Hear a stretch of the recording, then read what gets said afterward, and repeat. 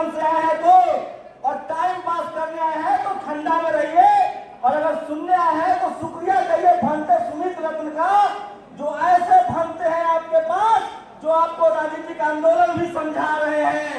तो बोलिए जय भीम, जय भीम। इतनी जोर से आवाज लगाइए कि 7 समुंदर पार भी जाए। जय भीम, जय भीम। शुक्रिया दोस्तों, आप लोग तकलीफ में हैं। मैं जो कुर्सी की तरफ है, सबसे भारी काम होता है कुर्सी की तरफ बैठना, लेकिन इस देश के मालिक वही है जो कुर्सी की तरफ बैठते हैं। और ये बात मैंने भंते सुमित रतन जी से सीखी है। वो जब भी कोई बात शुरुआत करते हैं तो कहते हैं मुल्क के मालिक हो। तो कौन है मुल्क का मालिक? मुल्क का मालिक इस देश का बहुजन समाज है। शुक्रिया आप लोगों को, और आप लोगों को देखकर जोश आ गया। और मेरी गुजारिश है कि जो लोग भी नेशनल दस्तक को कम से कम देखते हैं वो तो कुर्सियों पर चले जाएं। हमें अनुशासन भी दिखाना होगा, और ये कोई चंदा की लड़ाई नहीं है, ये आपके और हमारे सम्मान की लड़ाई है, हमारे धर्म की लड़ाई है, और भगवान बुद्ध के विचारधारा को बचाने की लड़ाई है। तो एक बार फिर से बोलिए जय भीम। दोस्तों, मैं पेशे से पत्रकार हूँ, और मैं जानता हूँ कि इस देश के बहुजन समाज के लोग सिर्फ 5 जगहों पर नहीं हैं। हम रोड बनाना जानते हैं, हम सड़क बनाना जानते हैं, हम बड़ी बड़ी बिल्डिंगें भी बनाते हैं, हम सब्जी भी बेचते हैं, ठेला भी चलाते हैं। और जब से बाबा साहब का संविधान आया है, हम डॉक्टर, इंजीनियर, कलेक्टर और वैज्ञानिक और नेता भी बनने लगे हैं। लेकिन उसके बाद भी हमारी हार हो रही है। इसकी वजह हम हैं, हम खुद हैं। पता है क्यों हार रहे हैं हम लोग? क्योंकि हमें बोलना नहीं आता है, हमारी जबान तेज नहीं है, और हमारे दिमाग में डर बैठा हुआ है। तो डर निकाल देंगे यहाँ से, अब नहीं डरेंगे ना, किसी से नहीं डरेंगे ना। हमारे साथ संविधान है। मैं ये बात इसलिए कह रहा हूँ कि मुझे जितने फोन कॉल्स आते हैं, जितने लोग मुझसे मिलते हैं, वो कहते हैं कि आपको डर नहीं लगता है।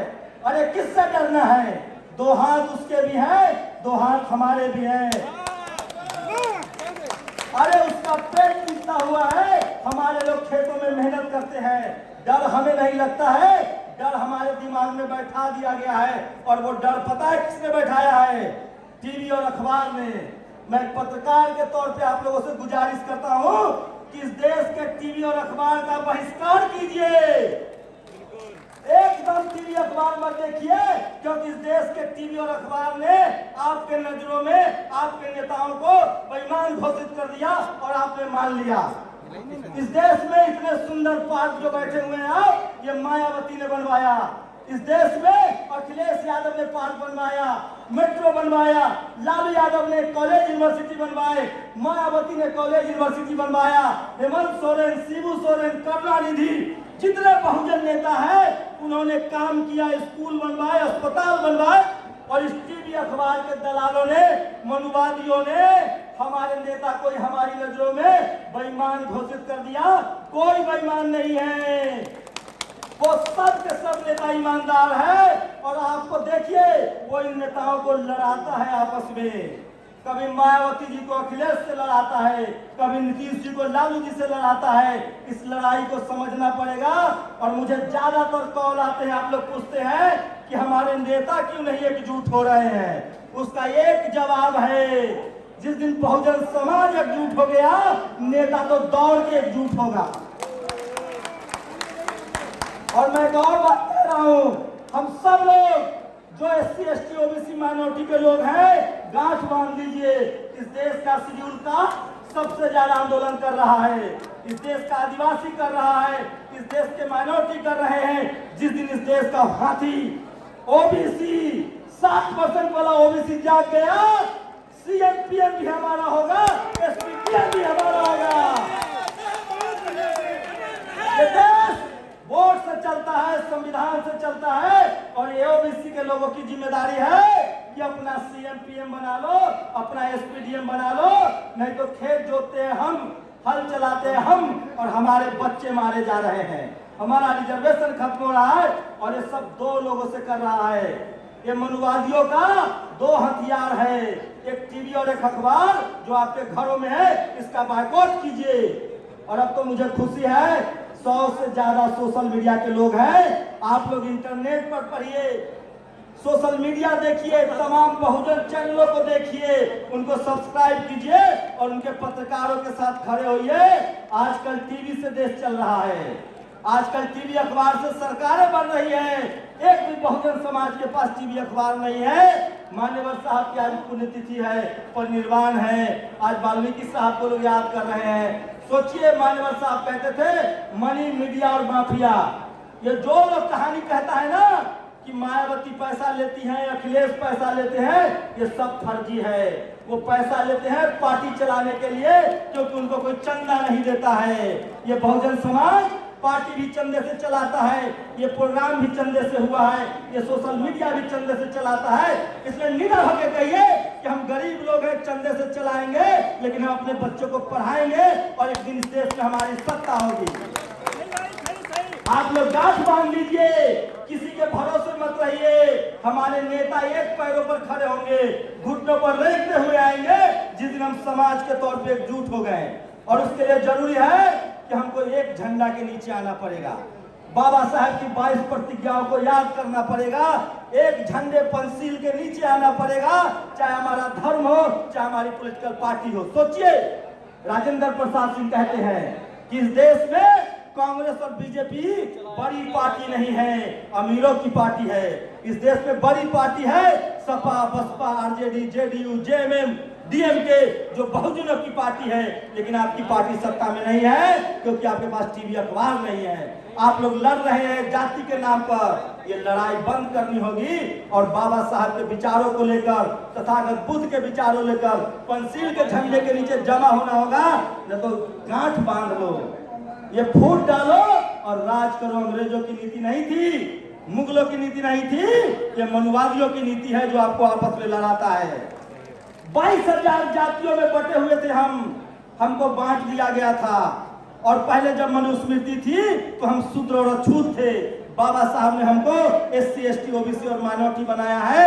किसी से जाति मत पूछो, बस इतना पूछो, SC हो, ST हो, OBC हो, जनरल हो, माइनॉरिटी हो, ये संवैधानिक टर्म है। संविधान के हिसाब से बात कीजिए। और मैं आखिरी बार कहना चाह रहा हूँ, इस देश में जिस दिन बहुजनों ने बोलना शुरू कर दिया, सिर्फ बोलना शुरू कर दिया, लिखना शुरू कर दिया, सोशल मीडिया का इस्तेमाल करना शुरू कर दिया, भूचाल आ जाएगा। हमारी सत्ता होगी, हमारे कॉलेज यूनिवर्सिटी होंगे और हमारे बच्चों को सोचिए, आप टीवी नहीं चला सकते हैं। और आखिरी बार कह रहा हूँ, जितने व्हाइट कॉलर लोग हैं यहाँ, जो बढ़िया कपड़ा, बढ़िया पढ़ाई लिखाई करके नौकरी कर रहे हैं, मेरे भाई गांठ बांध लो। अब मजदूरों को नहीं मारने वाले हैं वो।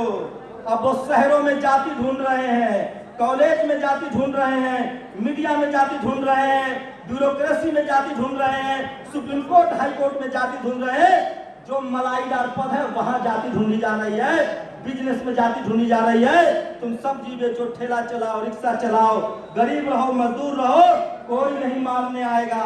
हो सकता है कि तुमको पुचकार कर 10-20 रुपया भी दे दे, लेकिन जब आप मलाईदार पद, SPDM, कलेक्टर, CM जब मांगेंगे तब वो आपकी जाति पूछते हैं और तब आप पर अत्याचार करते हैं। इसलिए अब जातिवाद जो है वो गांव में नहीं शहरों में आ गया है, उस जातिवाद से लड़ना है। और सोचिए, कल्पना कीजिए, वो कौन लोग हैं जो आपको धर्म के नाम पर लड़ाते हैं? वो कौन लोग हैं जो आपको जाति के नाम पर लड़ाते हैं? वो वही लोग हैं जो आपको चपरासी नहीं बनने देना चाहते हैं। सोचो, वो आपको चीफ मिनिस्टर बनने देगा? जो आपको चपरासी नहीं बनने देना चाहता है वो चीफ मिनिस्टर बनने देगा, चीफ जस्टिस बनने देगा। इसलिए अपने दुश्मनों को पहचानो और पंसील के झंडे तले, बहुजन यूनिटी के तले एक तरफ आओ। बहुजन हिताय, बहुजन सुखाय। और जब तक हम एकजुट नहीं होंगे तब तक न हमारे पास जमीन है, न हमारे पास पैसा है, न हमारे पास टीवी है, न हमारे पास अखबार है, न हमारे पास बिजनेस है। हमारे पास अभी भी आजादी के 75 साल बाद भी एक चीज है, वो है बाबा साहब का संविधान और वोट का अधिकार, और उसी वोट से सीएम पीएम लेना पड़ेगा। और अगर ये बात आप नहीं मानेंगे तो आप अपने मरने की तैयारी कीजिए। बस एक फर्क होगा, हमारी मौत पहले होगी, बारी आपकी आएगी, तरीका अलग होगा। हमारी मौत सम्मान से होगी, हमारी मौत पे लोग रोएंगे और आप रोज जलालत की जिंदगी मारे जाएंगे। इसलिए अन्याय के खिलाफ, गैर बराबरी के खिलाफ खड़ा होना होगा, बोलना पड़ेगा, लिखना पड़ेगा, और सोशल मीडिया का इस्तेमाल कीजिए और अपने दिमाग से डर से निकालिए। बुद्ध ने कभी हथियार नहीं उठाया, लेकिन उन्होंने अंगुली माल को बदल डाला। हमारे पास ऐसे महापुरुष हैं, तो हमें बुद्ध के रास्ते पर चलकर संविधान को मानते हुए अपनी आवाज को बुलंद करना होगा।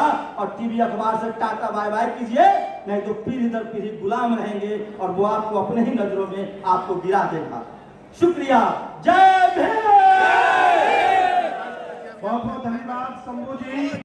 साथियों, नेशनल जनमंच को सब्सक्राइब करें, साथ ही बेल आइकन की घंटी को बजाएं।